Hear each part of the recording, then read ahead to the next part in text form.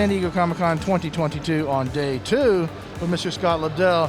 He does a lot of cool goodies, X-Men. Tell us about what you've done and all that and then beyond. Yep.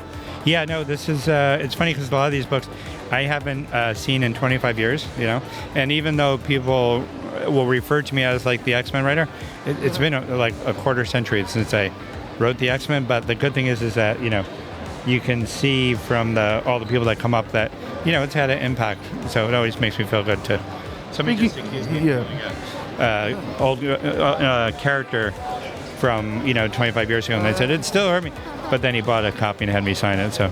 Yeah, but the message of X-Men is kind of an interesting message. You've got people that have been bullied and, you know, kind of feel like misfits and all that. X-Men, kind of the mutant X gene. What do you take from that, like generating to like the actual reality in modern day, real life? Well, I think it's always been a metaphor for the outsider. You know, whether it's you see a lot of women fans, you see a lot of ethnic fans, you see a lot of LGBTQ fans.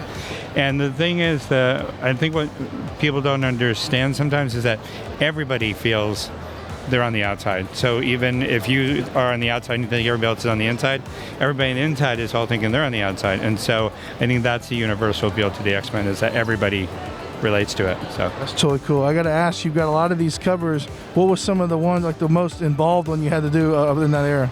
Well, you know what's funny is I didn't, at the time, people were angry about the covers because they were, you know, made of, you know, metal and chromium, and they had holograms, and the price would go up and on the cover price.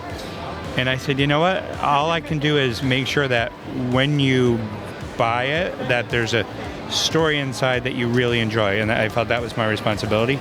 So I never, you know, like, I get, if anything, it made me feel like I had to make sure that they were, you know, that these particular stories meant a lot.